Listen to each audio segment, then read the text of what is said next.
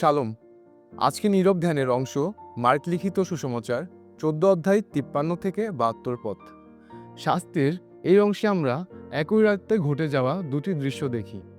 একদিকে যিশুর বিচার, অন্যদিকে পিতরের পরীক্ষা। একই রাত, কিন্তু দুটি ভিন্ন হৃদয়। শাস্ত্রের 53 থেকে 65 পদে আমরা দেখি যিশুকে মহাযাজকের সামনে দাঁড় করানো হয়েছে। মিথ্যা সাক্ষীরা অভিযোগ করছে, তাকে অপমান ও প্রহার করা হচ্ছে।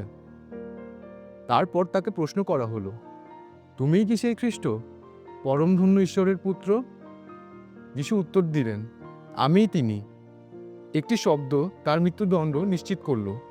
তবু তিনি অস্বীকার করলেন না। তিনি জানতেন এর ফল কি হবে, তবু তিনি সত্যতে দৃঢ় ছিলেন।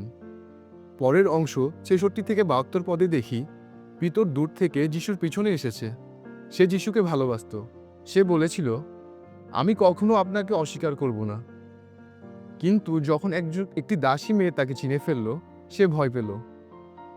প্রথমবার সে বলল, আমি তাকে চিনি না। দ্বিতীয়বারও একইভাবে অস্বীকার করলেন। তৃতীয়বার সে শপথ করে অস্বীকার করল। তারপর মোরগ ডাকল। সেই শব্দ পিতরের হৃদয়ে ভীষণভাবে আঘাত করল। তিনি যিশুর কথা মনে করল এবং কান্নায় ভেঙে পড়ল।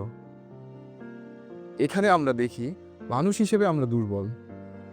একই রাত, যিশু সত্য স্বীকার করলেন আর পিতর সত্য অস্বীকার করলেন।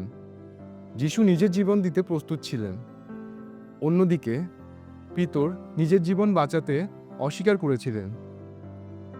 শাস্ত্রের এই অংশগুলো আমাদের শুধু পার্থক্য দেখায় না, বরং এটি আমাদের বিশেষ শিক্ষা দেয়। প্রথম শিক্ষাটি হলো, হয়তো আমরা পিতরের মতো, আমরা যিশুকে ভালোবাসি, কিন্তু ভয় আমাদের দুর্বল করে দেয়। মানুষের কথা, সমাজের চাপ, নিজের নিরাপত্তা, এসব আমাদের সত্য থেকে দূরে সরিয়ে দিতে পারে। দ্বিতীয় শিক্ষা, খ্রিস্ট আমাদের আদর্শ। তিনি দেখিয়েছেন সত্যর জন্য দাঁড়াতে হলে মূল্য দিতে হয়, কিন্তু সত্য কখনো লুকোনো উচিত নয়। এবং তৃতীয় শিক্ষা হলো, ব্যর্থতাই শেষ নয়।